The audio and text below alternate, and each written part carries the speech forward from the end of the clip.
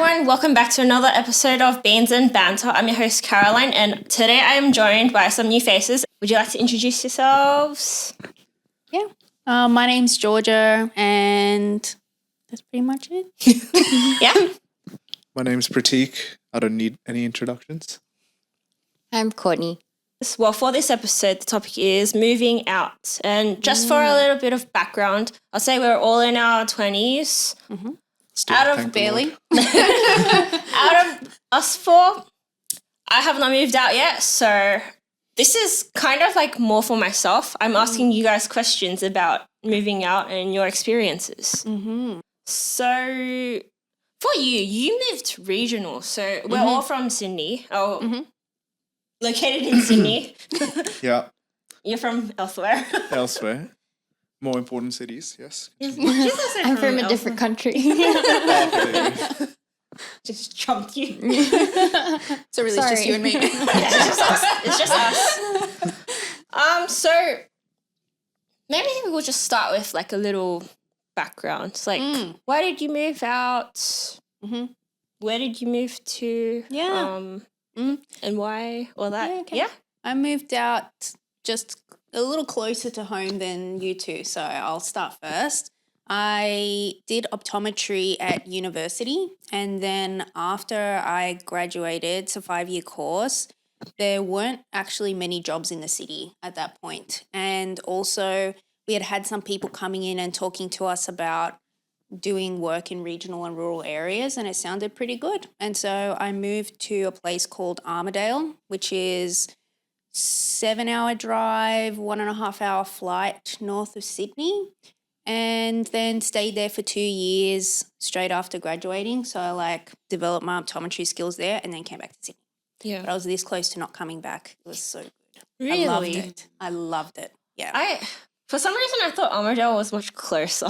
Yeah. I did not expect 7 hours. I was thinking like 3 hours for some reason. Well, yeah, it's definitely not 3 hours. I think for me it was like 7 to 8 hours because I'm very risk averse and I follow the speed limit exactly. Whereas other people that I live in Armidale with, they were like, oh, it's like a 6-hour drive. And I'm like, but what about your breaks every 2 hours? And they're like, no, you don't take a break every 2 hours. And I'm like,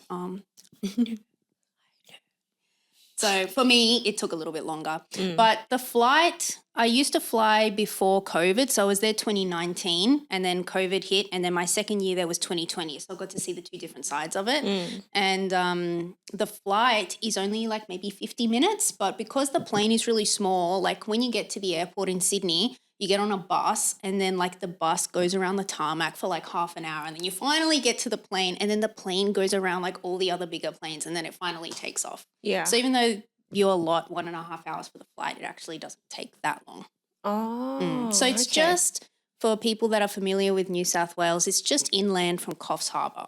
That's sort of how far up we're talking. Right. What about you? Let's go in order. What was the question? Like just a little bit of background, like why you Moved. Yeah, or like moved out, or moved to Sydney. Yeah, so I moved from Canberra to Sydney for uni. That was the main reason for moving out. Why Sydney? Didn't really think much of it at the time. UNSW was just a good uni because I studied engineering. Yeah, that was really the reason. That's pretty short. But other than that, I think we'll get to the other points of moving out later anyway. So Yeah. Short introduction. So I'm from the Philippines. I moved here because my friend moved here.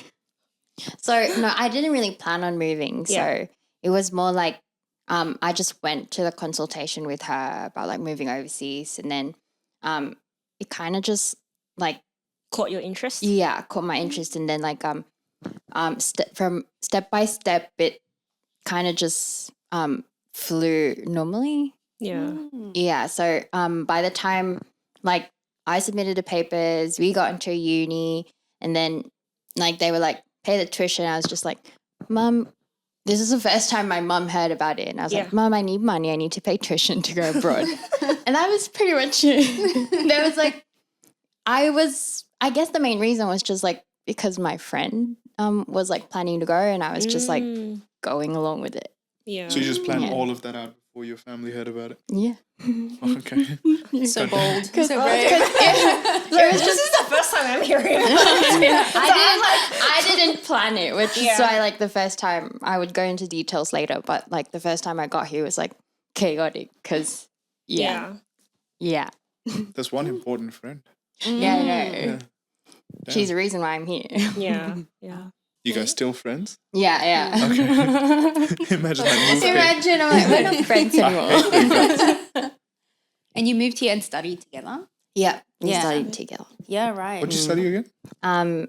Professional accounting. What'd you study before that? Accounting. Okay, makes sense.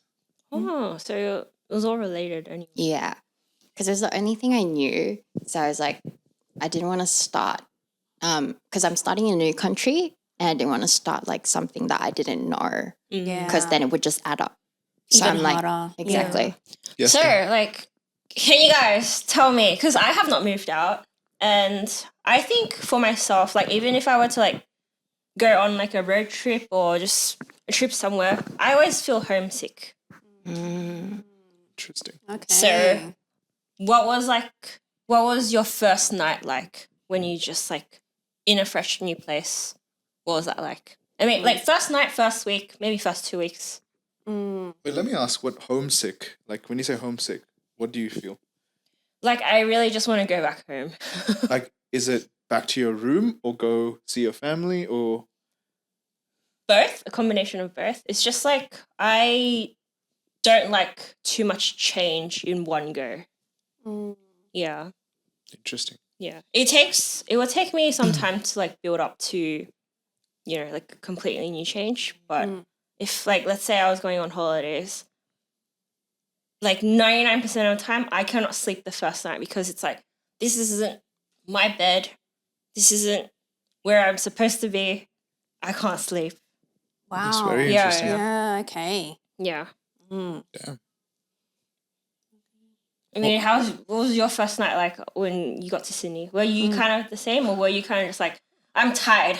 I mean, it was nice. It was interesting because I moved into a uni accommodation, like a college. Yeah. So, and this college was way more social and way more had a culture, right? Yeah. So you sort of belong to, like, you had, let's say, friends, or you belong to a culture kind of thing, which was kind of cool. You arrive first day and you're like, they sort of start the initiation process and all of that. So you already feel like you're going to get to know these people, etc. It was still very interesting because it's like, oh, this is my room away from like my home, and it's like my room. I can do whatever I want with it, etc. And it's so cool. Like, you can, like, the view outside is completely different, etc. I don't know if I felt that was new and that felt different, and literally waking up the next morning, you wake up and you're like you know, where am I? It's like, oh yeah, okay, I'm in this new accommodation. But yeah, I don't know if I ever felt like I couldn't sleep or something. Like, even while traveling and stuff, you wake up and you're like, orient yourself as an, oh, okay, I'm in this country, I'm in here. Yeah. So I understand that. Yeah. But I heard plenty of people say that they felt homesick, but I never quite got like what that meant, or like how you feel homesick kind of thing. Yeah. So it's interesting. So it sounded like you were just more like, freedom at last. Yeah, pretty much. No. I think it was kind of similar too. Yeah. Like freedom. Yeah, me three. Really? I had that same feeling as well. Really? Yeah. Were you looking forward to it when you moved? Mine was all kind of mixed up because I drove up with my dad and all the stuff in our car, and then my dad, because I bought a new car but it wasn't ready yet, and you need one in the country because there's no public transport. And so I drove up together with my dad, and then he flew down, and I kept his car for like a month or something until mine was ready. And we drove up the day before I started work. And so that night I was like awake being like, oh my God, I'm going to see patients tomorrow. This is like my first day as an optometrist. What if I'm a crap optometrist? I was freaking out. So I wasn't really thinking about being away from home. I was thinking more about starting in my job.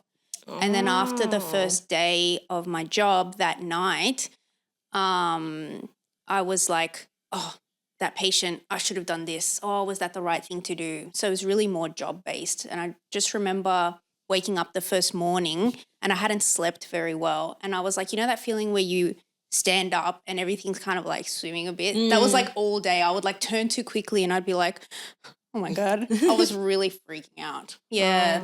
And then eventually it kind of got to a point where I was a bit more settled in my job and I was like, okay, people seem to be giving me good feedback. Haven't killed anyone yet. It's fine. I seem to be doing fine. And so, then it became more about like, oh, I need to eat. I should go shopping. And then it became more of an everyday life sort of thing. How long did it take you to adjust? Not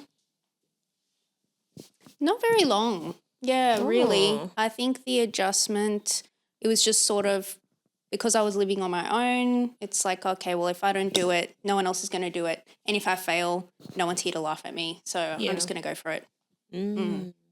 Yeah, that makes sense. Yeah. I think that typically from what I've heard of other people as well, while I adjust my pillows, is like moving away from home gives you an opportunity to sort of recreate yourself.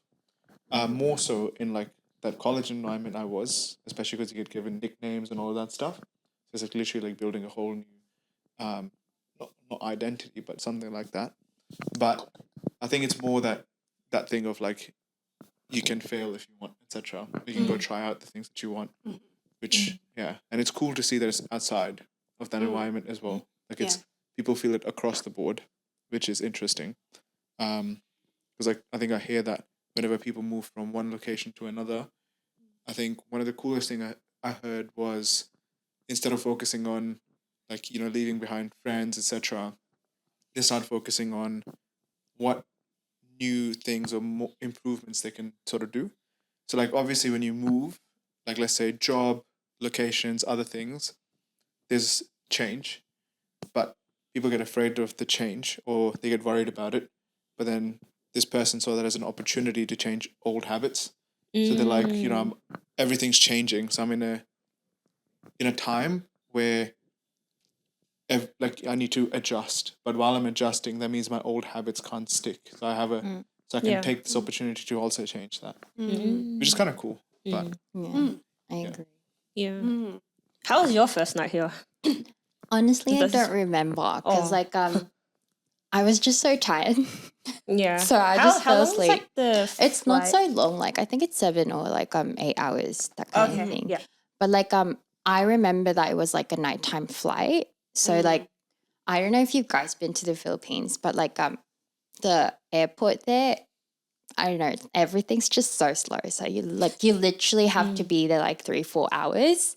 Before your flight, because there's like a lot of steps that you need to go through, especially if you're like going abroad. They would check like immigration would like be really sus about like your reason for going there. So I had to be there really early, and then I'm from the province, so like traveling from my home to like the airport, considering traffic too, took a while. So it was like a really long day for me. So airport, I just fell asleep, and then like when I came here, picked us up, and then went to like the new place that we stayed in, and then I just fell asleep.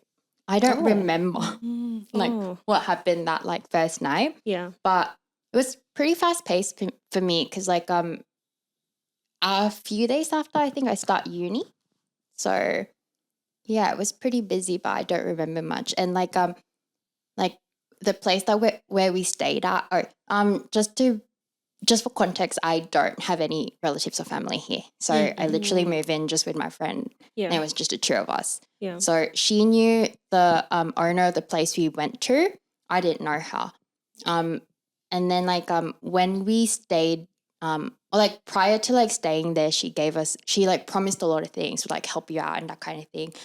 So I was just like going in there and then just thought that everything would be smooth sailing, but it wasn't. And then like she was like a few days after, she said we would be like living there for free. you don't have to worry about food and stuff. And then like a few days after, she's like, so you guys have to pay me like $50 per week for your food. So that's 100 for the both of us. And we didn't know how expensive things are here or like that kind of thing. So I was like, oh, that's reasonable. But then later, of course, I feel like that was too much. Anyways, but yeah, so that, and then she was like, I found a place for you guys. Yeah. I thought it was like pretty close because she's like, it's like half an hour from here.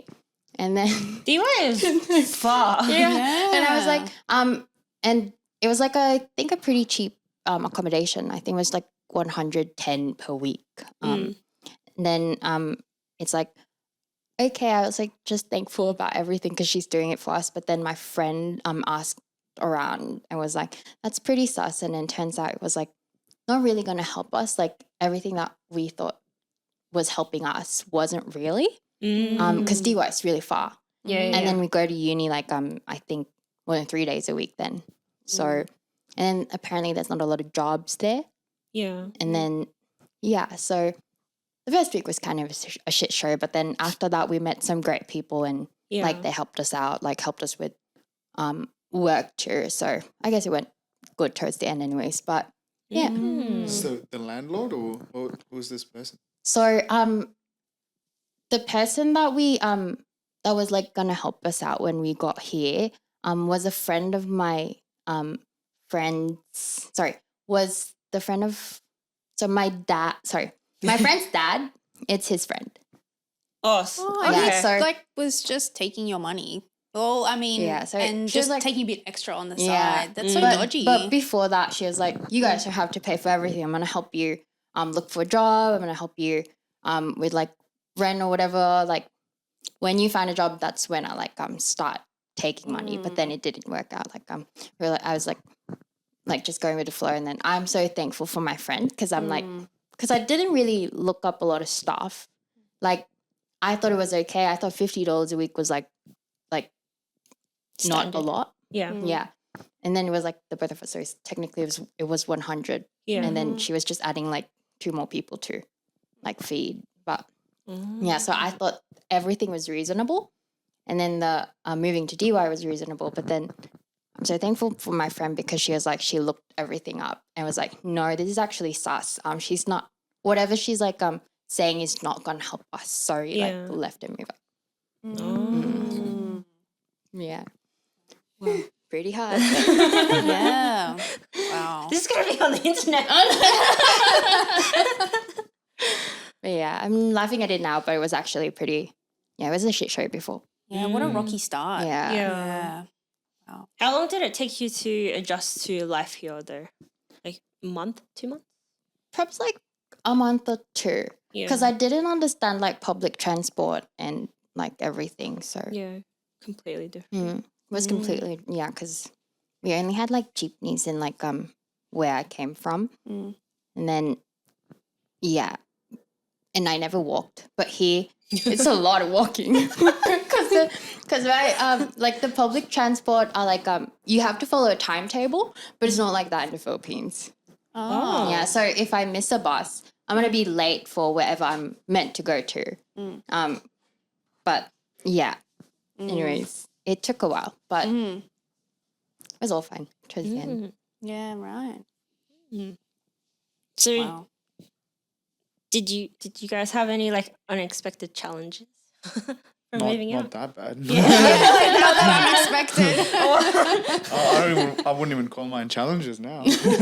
Yeah, that's pretty intense. I didn't really, because it's still in New South Wales, still in Australia. It wasn't too many challenges that were unexpected that I had to navigate. Yeah.